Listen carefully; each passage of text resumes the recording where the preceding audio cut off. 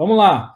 Concurso de Embu, agora outra banca, né? Instituto Zambini, justamente que vai fazer o concurso de Diadema, né? Ainda já saiu a inscrição, já encerrou a inscrição, mas ainda não foi a prova. Embu das Artes 2014. Mucosa da cavidade bucal apresenta-se como uma úlcera de pequenas dimensões que progride para uma úlcera infiltrativa ou úlcera vegetante. Suas bordas, na maioria das vezes, são nítidas, elevadas e endurecidas, possuindo base firme e endurecida. Na sua evolução perde a elasticidade, movendo-se como um todo inflexível. A infiltração está ao redor da porção ulcerada em quase todas as lesões. No início é indolor, porém no seu desenvolvimento a dor se apresenta tardiamente. Sangra facilmente e é friável ao corte. Essa lesão aqui, de novo, no início é indolor, porém no seu desenvolvimento a dor se apresenta tardiamente. Lembra daquela questão, daquela alternativa da banca e Banspe falando que a dor é comum? Então aqui já fala diferente o Instituto Zambini. Isso que eu falo que é direcionamento de estudo. Para banca e Banspe, provavelmente, né, se cair um carcinoma espinocelular falando de gengiva, a dor é algo que ele falou que é comum. Claro que essa questão é bem tranquila, não é uma questão difícil, que não gera dúvidas. A Paulinha vai prestar o concurso de Diadema, essa é uma questão da banca de Diadema, hein, Paulinha? Carcinoma espinocelular. Uma nomenclatura que a banca e Instituto Zambini acaba utilizando. Vamos para a próxima. Agora, voltando um pouquinho à teoria, né? Falando de estadiamento. Tinha questões de estadiamento, né? Eu até, numa das aulas que eu acabei dando para o pessoal, né, falei um pouquinho do estadiamento, TNM. T é o tamanho do tumor. Quanto menor a numeração, né, tanto do T quanto do N quanto do M, melhor o prognóstico. Então, T vai de T0 a T4. T4 seria o pior, T0, né, seria uma neoplasia não diagnosticada.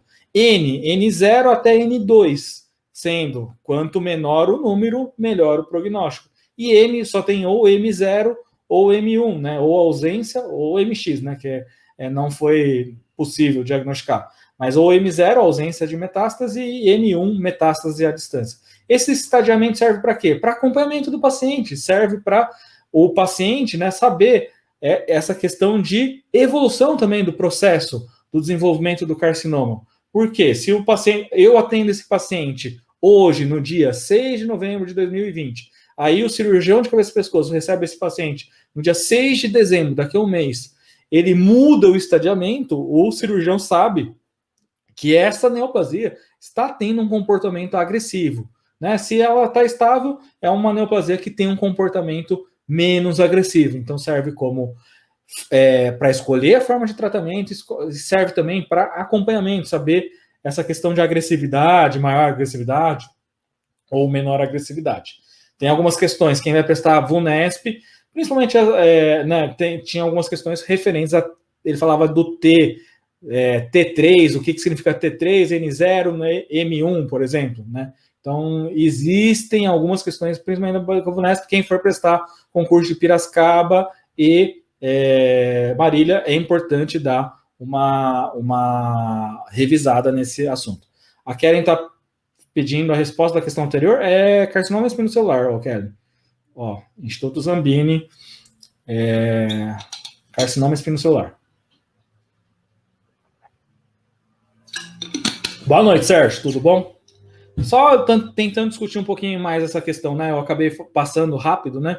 Mas úlcera é um detalhe importante. Pequenas dimensões, não é uma úlcera grande, que progride, então ela está progredindo como uma úlcera infiltrativa. Então, era uma úlcera pequena que está aumentando. Suas bordas, na maioria das vezes, são nítidas, elevadas. E por que a borda de um carcinoma é endurecida? Porque tem muita célula. Essa grande quantidade de proliferação celular deixa clinicamente a lesão com bordos endurecidos. E por que perde a elasticidade? Essas células acabam infiltrando em tecido conjuntivo, que é um tecido mais amolecido, ou o próprio tecido epitelial proliferando promove, né, essa perda de elasticidade natural do tecido. E aí fica aquela lesão menos menos flexível, digamos assim. E essa infiltração está ao redor da porção ulcerada em quase todas as lesões. No início, um carcinoma é indolor e o seu desenvolvimento de dor apresenta-se tardiamente e sangra facilmente. E tem um detalhe importante dessa alternativa. Por que ele fala que é friável ao corte? Por que um carcinoma é friável? Porque as células epiteliais, quando a gente pega uma célula normal, qual que é a função principal do epitélio? As células epiteliais têm como função, a principal função das células epiteliais é proteção. E elas têm uma junção desmossomo e hemidesmossomo entre elas, para quê? Para não promover a penetrabilidade de qualquer agente agressor ou agente externo para o meio interior do nosso organismo. Então, quando as células epiteliais estão normais, elas estão extremamente grudadas. Tanto que essas células estão tão aderidas ou juntas umas às outras que elas ficam achatadas. Porque a morfologia celular normal da célula, o que é? Arredondada. E aí, quando ela pega um monte de bola molinha e aperta, o que acontece? As bolas começam a ficar achatadas, é igual a célula epitelial, principalmente as células basais. E aí, à medida que o carcinoma vai progredindo, ele vai ficando friável. Por quê? Essas células epiteliais elas vão se perdendo essa questão de junção hemidesmossomo entre uma célula e outra. E por que acontece isso? É o que o Glauter falou, a cantólise. Por que essas células do carcinoma faz isso? Para desgarrar e fazer invasão de vaso linfático, vaso sanguíneo e promover metástase à distância. É perfeito, Walter. O que você colocou Glauter, é a cantólise. Essas células começam a se soltar e para fazer essa invasão de tecidos à distância. Então, por isso que é friável.